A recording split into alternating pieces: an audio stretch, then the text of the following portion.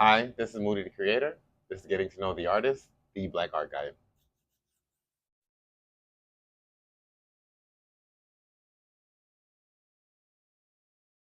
All right, we are here with Moody, the creator, D.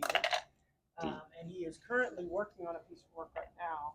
I want to ask you, so thank you very much for having us an opportunity to kind of talk and to really help your viewers learn more about who you are as an artist and why you chose art as your practice. So, yeah, tell us, how'd you come up with the name? Like, where did Moody Moody initially started as a name that I was writing under. That was my initial pen name, actually. I ended up using it as my artist name once I exhibited with Broward College, doing my first line piece. Actually, I had a piece that was 1,000 lines was pretty much the assignment, and I used that written was my lines? Written, something written. Well, no, not written. It was literal lines, like counting your line strokes, Oh, and oh, that's how you got your piece. And it was a minimum of 1,000 lines, and that's how we ended up with that one. So that was my first exhibition with Broward College, and it kind of stuck. And I decided to use that in combination with influences like anime and One Piece. Actually, to be specific, is how I got the D. The middle is actually D, like a literal D. oh, letter D. So I like Moody D Creator. it. Creator is just a break off to go with my current digital marketing and graphics platform that is FR Creative. So you create more than just canvas work. Correct. Right. Okay. So what are some of the other mediums that you like to work in? Well, some of the other mediums that I do work with would be poetry, graphics. I do culinary arts as well. Okay. So culinary arts, graphic arts, um, literary arts. It would be my top three So right now. really diversifying the way you Ex- ex- approach how you want to, show your work. Or show correct. how you. I do not limit myself to one medium. I can actually create anything from concrete all the way up to a digital form of work. Who inspired you? Who inspired you to actually get into the practice of art or visual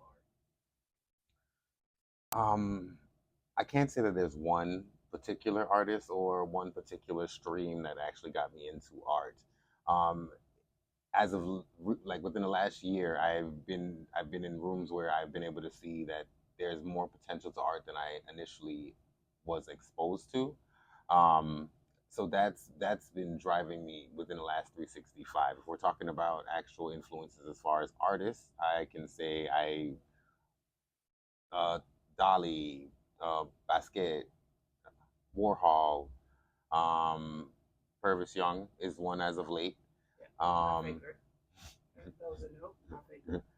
um, but for Dali, it was like the persistence of memory would be a piece that a notable piece, and I like that because of the symbolism and the use of color within that piece. It was one of the first pieces that I saw that was surrealism, abstract, and it changed my mind as what could be considered art. That and um, the Venus of Lefels, I believe it is. And that's that just because of the lack of what some artists or some critics would consider the reality or the elegance that that particular piece possessed, but it's still considered the oldest piece of art. Yeah, yeah. You and critics, obviously, art is critiquable, right? So people critique art. You either like it or you don't. Do you make art for people to like, or what's the pull? What's the drive? So the piece that you were working on earlier, what's the drive to make you do something like that? Is there an emotion behind it? Is there, or do you have to be in a certain mood? Like what mood? I don't say that there is a particular mood. I will say that a lot of my pieces are drawn by themes or things that I'm working on at the moment. Like the red courtyard piece that we have here, this Yeah. was initially driven by a Purvis Young ad that I was doing at the time. Mhm. So that's how I kind of came up with that and was playing with the landscapes at that moment. Gotcha. And in this work, if we can point to this work right here, which we have a clip that you all will be able to see a close up of the work. But you feature buildings. You feature, is that an umbrella? Is it acrylic that you use or is it oil? Well, this is a mixed medium piece. It has everything. It has graphite. It has ink. It has it has oil and acrylic. Okay. So this piece is mixed medium. And the name of the piece again? The red courtyard. The red Courtyard. courtyard. The Correct. red courtyard. See, that's the Caribbean coming out. So you see how the accent. So, and then so pieces like this are like, I mean, in actuality, somebody who doesn't know, how long would a piece like this take you to say that it's complete? And when is a piece complete? Like, Sometimes you have to walk away from a piece and come back to it to make sure that what you feel is complete is what is actually there. right. At least for me, with my artistry. I found that with this piece, this particular piece took me 3-4 days, and that's with me leaving it alone and coming back to it, and also working on this one as well, because that's why they share a similar palette, because Gotcha.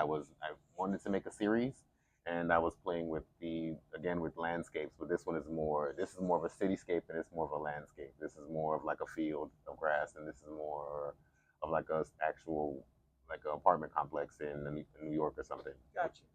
So take me to, because these, you're right, these are more outside field, but then you do, what is this? This part of your artwork takes a different turn. It's more of a character, right? You actually have put in a panda. So what draws you to this part of your work, or is this a different mood of work? This initially started as a potential logo for a brand that I was working on. And once that particular concept got trashed, I did still keep the panda because I enjoyed it. And I've been bringing him out of my character. My goal with this one is to eventually make like little figurines that can be used for pour and drops and things of that nature with it. Um, the name of the panda is Trippy. I've already done maybe a good 10 to 15 different renditions of this particular panda. The color palettes do vary. It's not one particular palette. It actually will vary. Like I did one that was supposed to go with the Year of the Dragon, that has like a partial dragon face on it. Gotcha. So it's for this one I have a little more fun with it. This is more so expression, and it's a little personal, the Trippy for me.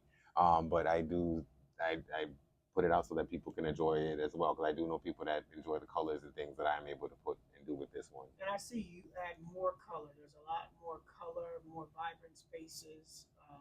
Were these done within the same time period, or were they separate years? Or Well, these two were not done in the same time period. These were probably done 3 months apart. okay, The one on the bottom was done in tandem with a series. I was working on a bottle fundraiser for Mothers Against Drunk Driving and Cure Cocktails in Riviera Beach. We were working. The assignment was for us to take one of our canvas work and apply it to a bottle. So that was how I ended up with this color scheme, because it was pretty much the colors that I had to work with at the time, minus the purples. so you do other events. So like here, how did you end up connecting to Hotspots and the Dennis's gallery? I got in contact with Dennis through my associate, who is actually the president of Arts United, Tony Taha. He invited me out to an event, which I believe was the United and Proud Purple exhibit, their most recent purple exhibit that they had. And that was my first time getting in contact with Dennis. That was our first meeting and things of that nature. I actually was invited when I came out to one of the art walks, and me and Dennis was speaking. That's how I got into this exhibit. Shout out to Arts United. We'll make a shout out to Arts United for sure. One of the leading supporters for artists in the Broward area. So if you're in the Fort Lauderdale Broward area, connect with Arts United. Hotspots is located in Wilton Manors. Wilton Manors is a very growing community, and it provides safe space for artists of the LGBTQI plus community. How does it feel to be able to exhibit in a gallery? Is this your first gallery exhibit? First official gallery, yes, First, because Broward College, it wasn't an official gallery. It was well, more like, Broward is an official gallery, so Broward does have an official gallery. I don't know if it was in that gallery. Broward College. no, this one wasn't in the Oh, gallery. it wasn't No, in it the was gallery. it was more like a hall that they set up for it. I got you. It was So like an exhibit. an exhibit. Hmm. So, being that this is your first exhibit, what do you want individuals to know about coming and viewing your work? What should they take into consideration? Obviously, prices is important, right? Hmm. So, would you say that your prices are of something that someone should be considering, buying because it's in reach, or Hmm. would you say, you know, what would you say about your price? For the for the size of the works that I'm making at this point, I'd say that the prices are reasonable. Yeah. I've seen other works for the same size that are double at least. Yeah. So I mean, I even and these are being sold with frame. So I'd say that the prices are reasonable. And we do like to say that, if you like it, you can afford it, right? I know the gallery here offers installments, so if it's something that you want to see or you like and you want to purchase it on an installment plan, you can. It works as well. What are some other things about your practice that we should be looking for in the future? Like, are you on up and coming on something else outside of this? So this gallery exhibit comes down at the end of this month. Yes, the 27th will be the last day that this exhibit is up. Okay. All right. And so after this exhibit goes, what else do you have lined up? Well, I'm currently looking into um, the provocative piece, the provocative, not piece, but the provocative show that's coming up with Arts United as well. Okay. That's what this is that I'm currently working on, one of the pieces that I'm trying to play with. So we're not going to show you this because it's actually going to be in the show. Or maybe we will. You get a sneak peek of what is to come, potentially. Yeah, but no, it's definitely the provocative show at Arts United. I do see that Broward Arts Guild has a few things that are coming up. So I am actively looking for open calls and cost artists within the West Palm, Broward County, and Miami-Dade counties. So at this point, I would like to find more exhibitions. I do not have anything actively set up, Okay. but once those, but I will in September. September will be the next current event. So I know you do you've done a couple of fairs on Saturday that you participate in outside fairs on Saturdays, right? Yes, I do live paints with Thrive Art. Thrive Art. Yes, Thrive Art District. They do an art So walk. they can find you on Thrive Art District. Where else can they find you? I'm active on at Moody D Creator, same way you spell my name. So we're gonna put that at the bottom. He's gonna put that at the bottom of it. So it's Correct. MOODI. Yeah, MOODIIDCREATOR. Gotcha. All right. And anywhere else can they? Where else can they? Just Instagram right now. I'm actually gonna build my social media platform within the next week. Okay, 2 weeks. So you got more access, and I'm sure this isn't all your work. So works that we don't see here, you can also find those works. Correct. You can actually find them on Moody the Creator on Instagram at this moment. All right. Now, do you do commission? Because that's always a question too. People have as an artist of color. Mm-hmm. We want things that represent our home and in our space. Do you do commission works? Yes, I am open to commissions. I do ask that they be open to deposit and have some idea of, as far as concept. Okay. So obviously, if you're gonna ask for commission work, you see the style that he does. Do you work outside his style? So do you go to? I'm willing to work with other styles, but have a defined picture of what you're looking for on the back end. Because I've noticed that some people do commissions, they're not 100% sure, and then halfway through they say they're not happy with it. Yeah. And that may not necessarily be, worthy of the artist's time. Yeah. Okay. So, is there anything else you want to share with your audience about who you are as an artist? You're located in Miami, let me rephrase that. He is not in Miami. He is in Fort Lauderdale. They get offended. So Fort Lauderdale's get offended. But you're in Fort Lauderdale, South Florida. There, that covers Correct. everything. South Florida covers everything. So, is there any other things that you would like to make sure that your audience knows about you as an artist. And again, there's an event tomorrow. It is tomorrow the 17th. You can come out and meet us in person tomorrow at Wilton Manor's Hotspots Art Gallery. Yeah, this is Dennis's. This is Hotspots Art Gallery by Dennis, and he is here. Well, he was here. He's not here now. But all of the works, there are a multitude of works that are inside this show. This was the Caribbean American Art Exhibit. Caribbean American Art Exhibit. And so you have an array of artists from Haiti, Cuba, obviously what island? Virgin Islands. Virgin Islands. Of course, you got Jamaica. You got representation. So if you haven't checked out this gallery, please make it a point to come up to Wilton Manors. There's a lot of galleries on this strip, but this one is the most definitely the one you want to stop at. All right, thanks. Thank you. Appreciate you.